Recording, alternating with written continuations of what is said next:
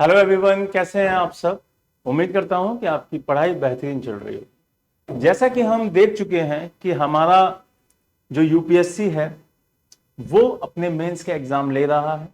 उसमें हमने अभी तक जो एसए वाले पेपर थे उसमें कौन कौन से क्वेश्चंस आए थे, 8, उनको देखा था कि वो किस किस सेगमेंट से पूछे जा रहे थे और एक आइडिया लिया था कि वो कहां कहां से लिखे जा सकते हैं और कौन कौन स्टूडेंट उनको बेहतर लिख सकता है। अब जो हमारा पेपर है वो पेपर फर्स्ट जीएस फर्स्ट है। ठीक, अब जीएस फर्स्ट में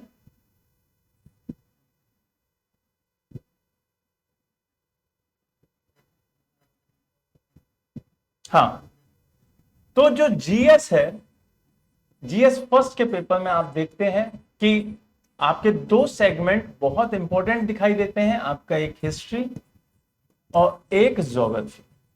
तो हम अपने सब्जेक्ट के जितने भी क्वेश्चंस वहां पे आए हैं उनको देखेंगे, उनको देख सकते हैं कि वो किस तरीके से वहां पे पूछे जा रहे हैं या वहां से उसका कैसे आंसर लिखा जा सकता है। क्योंकि अभी तक हमने अपनी क्लासेस जो स्टार्ट की हैं वहां से तो आना मुश्किल है, लेकिन जो भी अगर आया होगा तो हम उस पर बात करेंगे और आगे किस किस तरीके से उसको पढ़ेंगे ये भी देखेंगे। ठीक है, तो चलिए देखते हैं। आपके सामने पहला ही क्वेश्चन इतिहास से है। स्पष्ट करें कि मध्यकालीन भारतीय मंदिरों की मूर्ति कला उस दौर के सामाजिक जीवन का प्रतिनिधित्व करती थी। अब यहां से आपको 4 की पॉइंट्स मिले। पहला, मध्यकालीन से पूछ रहा है। सीधे सीधे आप यहां पे जाएं और इस क्वेश्चन के पॉइंट्स लिखें जहां पे ये पूछे जा रहे हैं। मध्यकालीन पहला। दूसरा हमें दिखाई दिया मंदिर। तीसरा हमें दिखाई दिया मूर्तिकला। चौथा हमें एक चीज दिखाई दी, सामाजिक जीवन। क्लियर, सामाजिक जीवन। अब एक चीज आपको देखनी होगी कि इस क्वेश्चन को लिखने के लिए हमें ये चारों पॉइंट्स में वहां प्रकाश डालना होगा। और आप क्या करेंगे, आप सीधा लेंगे टॉर्च और इस पर क्या डाल देंगे, प्रकाश डाल देंगे। लेकिन इतना अगर आसान होता तो हर कोई बच्चा मेंस लिख रहा होता, हर कोई प्रकाश डाल रहा होता। तो उसके लिए एक फॉर्मेशन होगी, पूरी एक रूपरेखा के तैयार की जाएगी। क्योंकि आप सभी जानते हैं कि ईंट बनाने के लिए भी एक खांचा तैयार करना होता है। ठीक है, एक खांचा तैयार करना होता है, क्या बनाने के लिए, एक ईंट बनाने के लिए भी। तो जब ईंट बनाने के लिए खांचा तैयार करना है तो इस आंसर को लिखने के लिए भी क्या करना होगा, एक पूरा प्रारूप होगा जिसके बिहाफ पे इस आंसर को लिखा जाएगा। तो ये ऐसा तो नहीं है कि वनडे में आ जाएगा, एक दिन का तो ये प्रोसेस है नहीं। तो उसको प्रोसेस को सीखने के लिए जब आपके पूरे टॉपिक्स हो चुके होंगे, आपका बेहतर तरीके से आपको थ्योरी वहां की समझ में आ चुकी होगी। क्योंकि किसी भी आंसर को लिखने के लिए आंसर राइटिंग जब हो रही होती है तो उसको लिखने के लिए उसकी थ्योरी पता होनी चाहिए, उसके आपको की पॉइंट्स पता होने चाहिए और उस की पॉइंट के साथ साथ आपको उस आंसर राइटिंग का प्रारूप पता होना चाहिए। ड्राफ्ट जिसे कहते हैं, ड्राफ्ट आपके पास तैयार हो कि हम इस फॉर्म में इस आंसर को लिखेंगे। क्लियर, तो यहां से आप इतना जरूर समझ गए होंगे कि मध्यकालीन के बारे में अगर पूछा गया है तो मध्यकालीन के बारे में आप सीधे सीधे लिखें कि मध्यकालीन में किस तरीके के हम देखते हैं कि वहां पे मंदिरों की क्या स्थिति थी।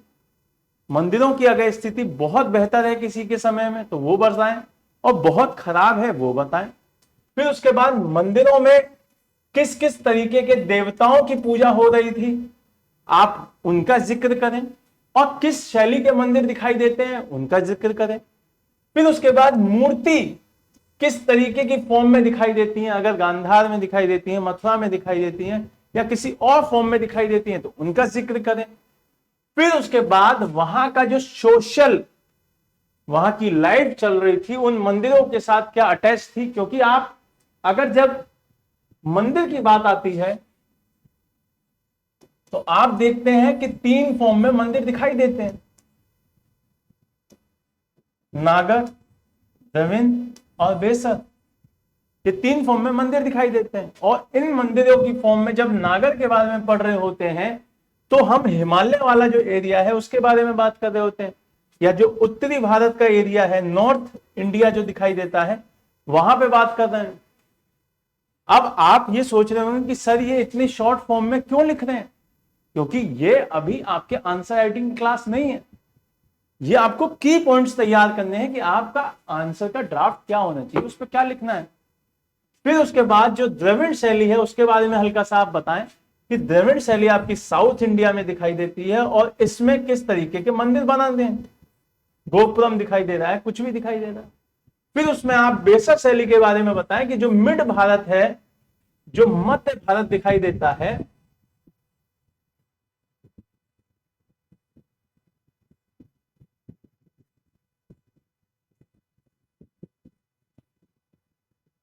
जो ये एरिया दिखाई देता है और ये कुछ एरिया यहां दिखाई देता है, तो यहां पे मेनली क्या मंदिर दिखाई देते हैं, वेसर दिखाई देते हैं। ये बहुत इजी हो जाता है आपको किसी भी एग्जाम में लिखने के लिए कि आप मैप बनाइए, उनके बारे में दिखाइए, उनके बारे में बताते रहिए, ठीक। फिर उसके बाद आप सीधे सीधे एक, अगर यहां पे सामाजिक जीवन की बात करते हैं तो आप ये देखते हैं जब आप इस पॉइंट को लेंगे, क्योंकि आपको पता है कि आपके पास किस किस पॉइंट पे लिखना है।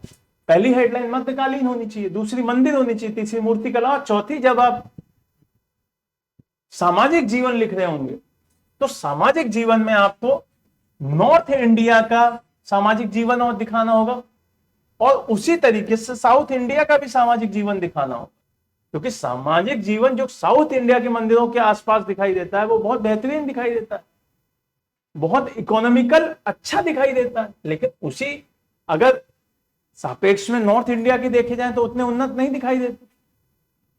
ये चीजें यहां पे आपको देखनी होगी। क्लियर? यहां से बहुत अच्छे क्वेश्चंस मैंने जैसे कि स्टार्टिंग में ही बताया था आपको कि जब मेंस लिखते हैं तो वहां पर आपका एंशिएंट हिस्ट्री और मिडाइवल हिस्ट्री बहुत अहम भूमिका में दिखाई देता है, और उसकी आर्किटेक्चर, उसकी जो डांस फॉर्म्स है वो, उसकी जो पेंटिंग है वो, जो उसकी मूर्ति कला है वो आपको बहुत ज्यादा इंपॉर्टेंट रूप में दिखाई देती है, जिसको हम आर्ट एंड कल्चर में भी देख सकते हैं। क्लियर? तो आर्ट एंड कल्चर में भी देख सकते हैं।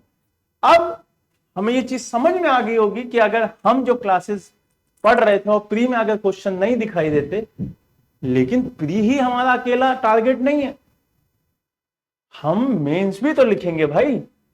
ऐसा थोड़े है कि हम यूपीएससी में अगर सिलेक्शन लेना चाहते हैं तो वहां 3 फॉर्म दिखाई दे रही हैं आपको, एक प्रीलिम्स, एक मेंस, और फिर सबसे एंड में आपका इंटरव्यू। तो अकेला यही हमारा तो टारगेट है नहीं कि मार दिए यहां पे तीर तो हम आईएएस बन जाएंगे।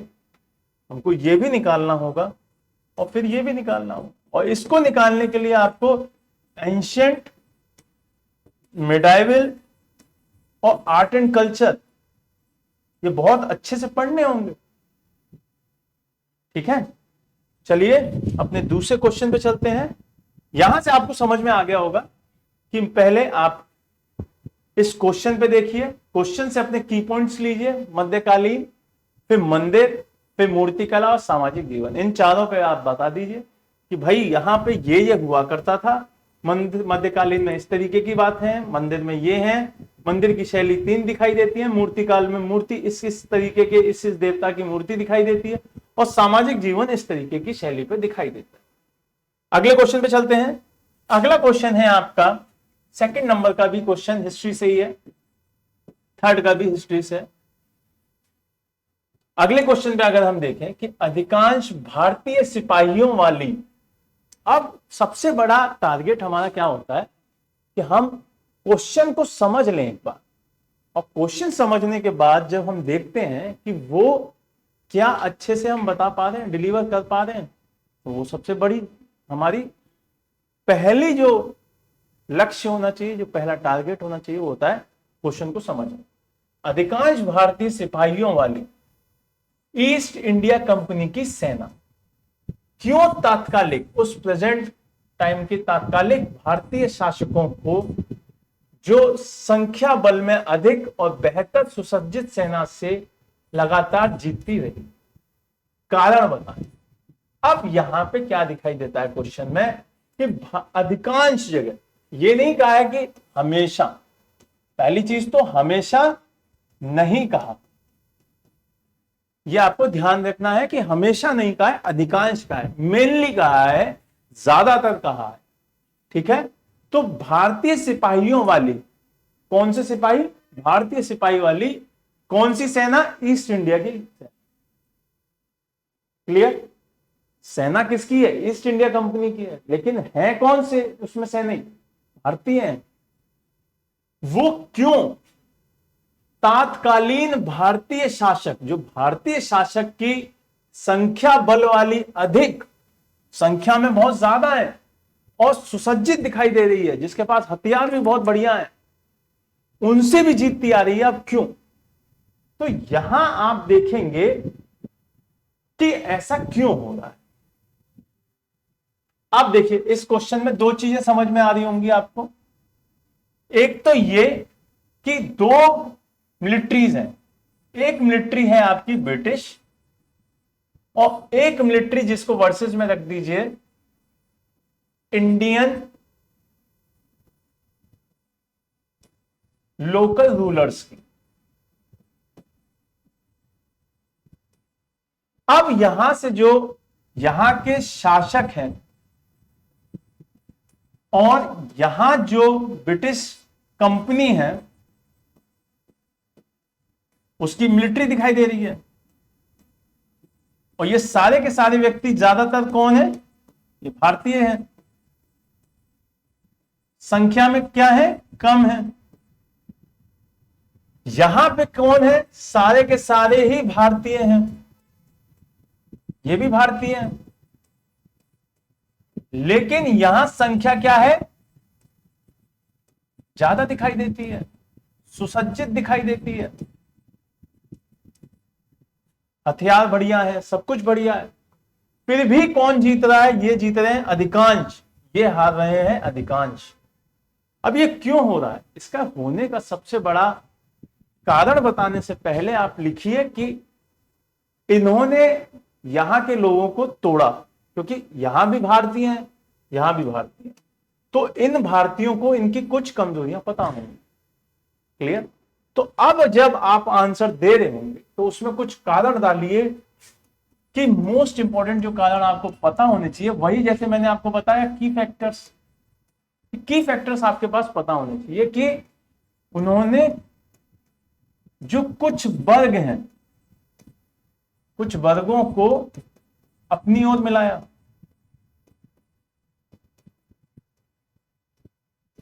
ठीक है, जो कि उन्हें अच्छा पोस्ट दी अपनी मिलिट्री में और मिलिट्री में आ गए।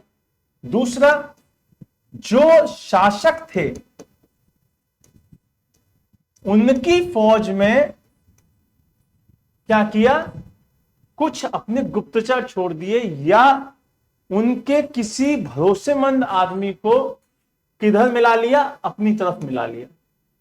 तो यह भी एक पॉइंट दिखाई देता है, जैसा कि सिराजुद्दौला के युद्ध में दिखाई देता है कि घसीटी बेगम है, वहां का मुंशी है, उसका मीर कासिम है, मीर जाफर है, ये सारे के सारे लोग दिखाई देते हैं ब्रिटिश की तरफ। तो उसका उदाहरण दे दीजिए कि इस वजह से ऐसा हो सकता है, और ऐसा हुआ। कि जब नवाब के जो सैनिक थे वो मिलके कहां चले गए, वो सपोर्ट में चले गए इधर, और एक दो व्यक्ति उसके भरोसे वाले रह गए, तो जो ब्रिटिश सेना थी वो हमेशा जीतेगी इसी वजह से, क्योंकि वो तोड़ देते हैं उन लोगों को, उन्हें उनकी कमजोरियां बहुत इजीली पता है। फिर दूसरा एक पॉइंट और इंपॉर्टेंट दिखाई देता है, नेतृत्व, कि यहां ब्रिटिश वालों के पास नेतृत्व बहुत बढ़िया, और जिसका नेतृत्व बहुत शानदार होगा वो चाहे कम होगा लेकिन वो जीतेगा। एक पॉइंट और आता है, चतुरता।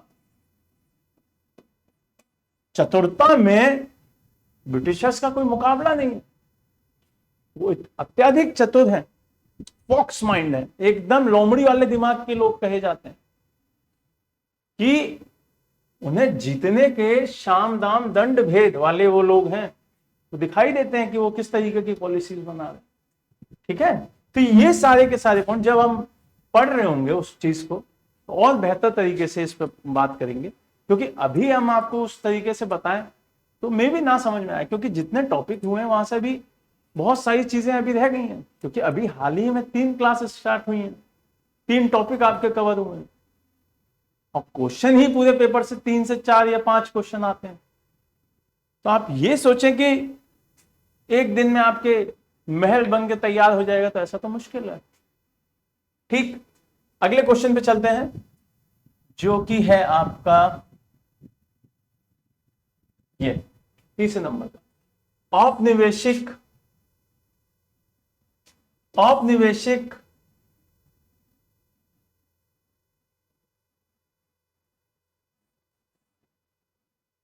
औपनिवेशिक भारत की 18वीं शताब्दी के मध्य से क्यों अकाल पड़ना अचानक वृद्धि देखने मिलती है, कारण बताएं।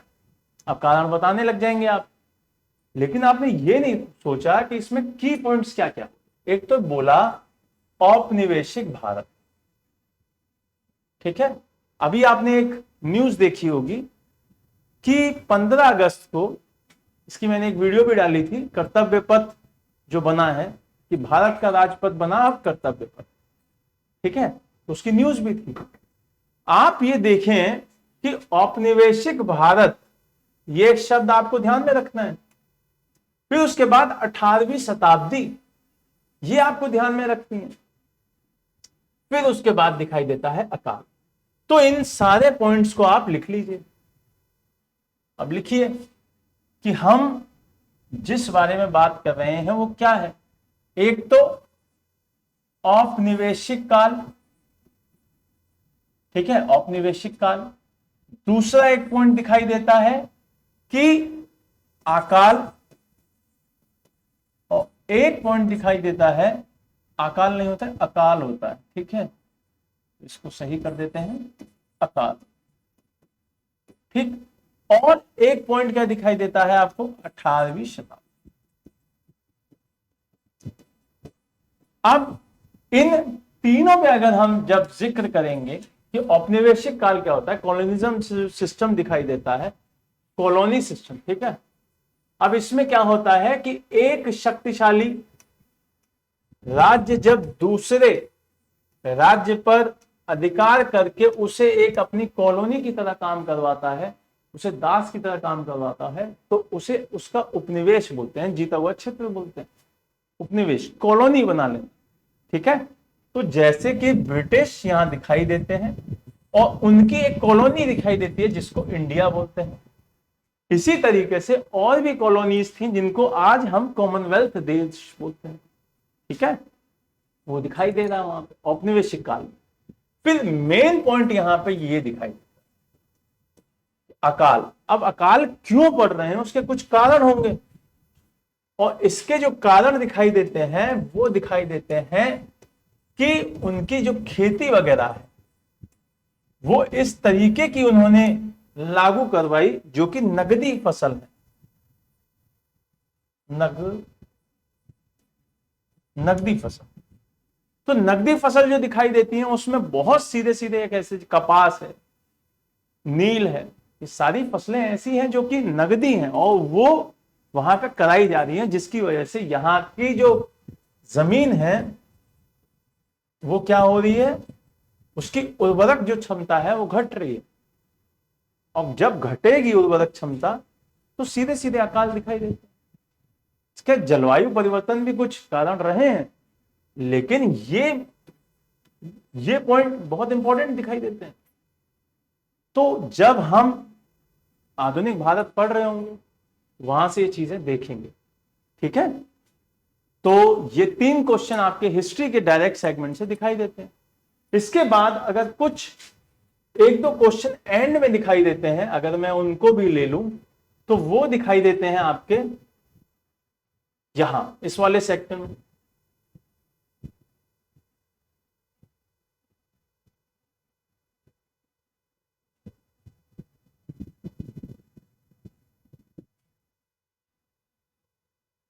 दिख रहा है?